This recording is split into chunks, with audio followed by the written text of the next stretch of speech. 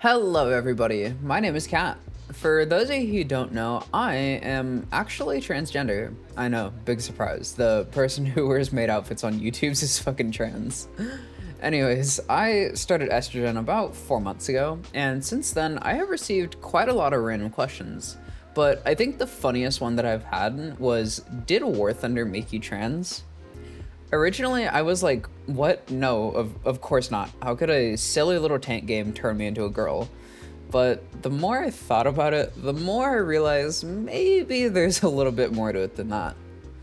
This past week, I have quite honestly been having a really bad voice dysphoria, which, for those of you who don't know, is basically me being pissed off that I sound boyish.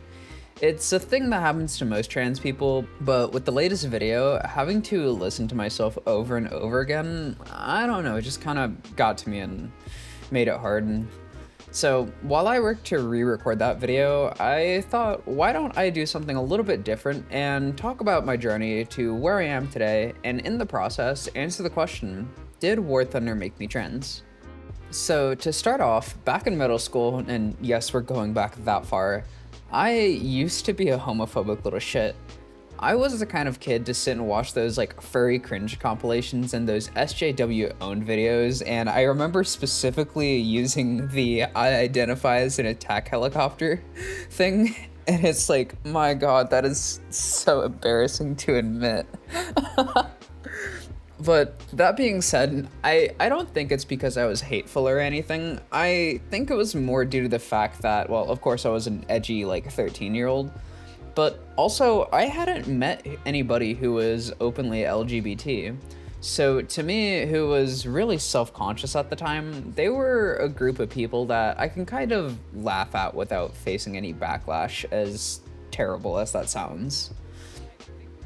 It was around this time that I also downloaded a stupid little tank game called WarThunder. I got it back in like 2013, I think, and while it didn't like flip some metaphorical switch inside of me immediately, it did set in motion for me to meet some of the people that, without them, I probably wouldn't be where I am today.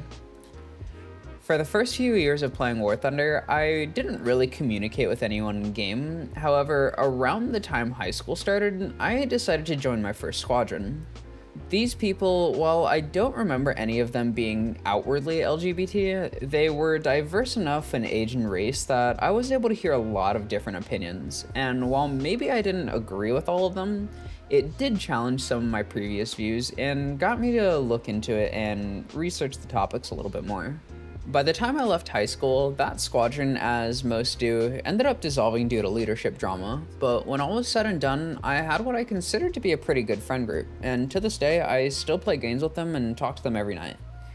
These people were the ones who actually changed me into the person I am today. While initially it was a group of maybe 5 of us, new people started to slowly trickle into the group, and it just so happened that not all of them were straight. There are lesbians, gays, bis, furries, and yes, I'm including them. And eventually, there were a few trans people as well. To me, I was a bit uncomfortable, of course. I mean, hell, 3 years ago I was making attack helicopter jokes in a middle school classroom. But the way I saw it was, if they were accepted into the group by the people that I loved, then they were probably good people themselves. So as time went on, I started to talk with them, debate over views, and I kind of started learning that, at the end of the day, these are just people trying to live their lives. Like, alright, maybe they want to dress more feminine, maybe they're kind of into guys, maybe they wish they were born a girl. I mean, everybody feels that way, it's normal. Wait, what? So yeah, about 2 years ago, I kind of realized that, maybe I'm not as straight as I originally thought. I was already coming to terms with the fact that I was bi, but realizing you're trans is something that I feel like a lot of people won't understand unless they experience it for themselves. All of a sudden, you're worried about losing your job. You're worried about your friends and family not accepting you. You're worried about getting treated differently just because you want to live your life differently. All of these thoughts are racing through your head, and if you don't have anyone to talk about it with, it can quite honestly feel suffocating. Luckily for me though, I did have somebody to talk to. During this time, I was already talking with my friends about everything I was feeling, and maybe they didn't fully understand, but they were accepting enough to listen to my issues and help organize my thoughts. Of course, the journey to self-acceptance isn't exactly that simple.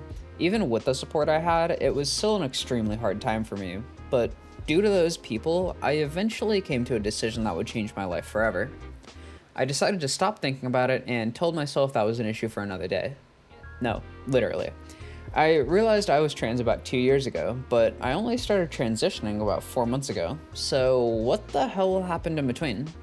Well, quite a bit. I allowed myself to experiment with dressing differently. I stopped feeling shame for not being masculine.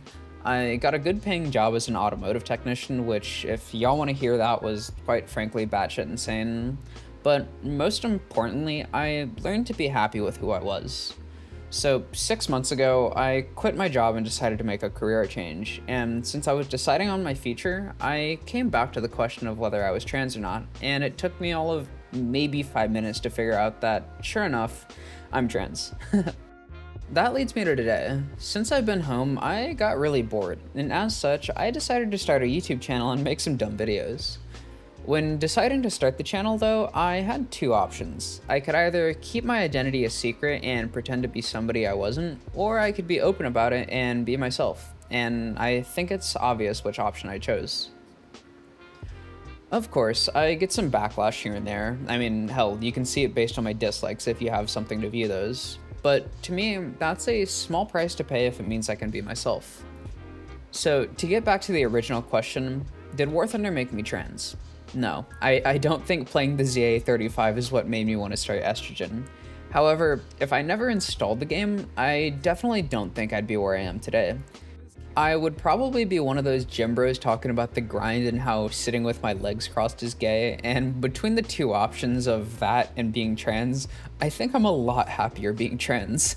So if you enjoyed this more casual style of video, let me know. In the future, I actually think it'd be pretty cool to talk to different people and learn about their experiences, but I'm not too sure. So genuinely, please leave a comment so I can gauge the interest. That being said, I've been your host Kat from the hit YouTube channel Do Not the Cat, and I will see you on the next one. Bye.